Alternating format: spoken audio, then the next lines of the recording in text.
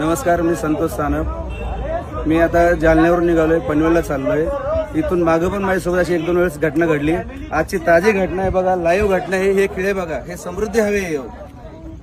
1 तास झाले पोलिसवाल्यांना फोन करतोय. समोरच्या गाडीचे 4 टायर पंक्चर झालेत. पोलीसची मदत अजिबात होत नाही या रोडवरती. इथून मागं पण 2 वेळा, आता पण फॅमिली सोबत आहे. हे बघा, पूर्ण रस्ता जाम झाला. हे बघा, पोलीस इथे उभे. अजिबात आता लोक पोलीस आहे. हे खिळे दाखव, सगळे दाखव खिळे, पूर्ण खिळ्यांचा व्हिडिओ घे. इकडे घे, इकडे.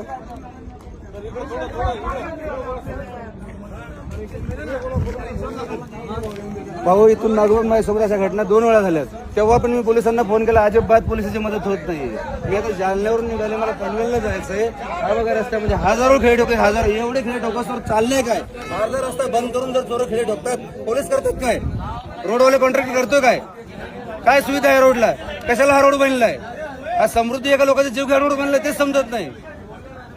व्हिडिओ व्हायरल करा हे, आणि हे दाखवा या पोलिसवाल्यांना. अजिबात पोलिसची मदत होत नाही या रोडला.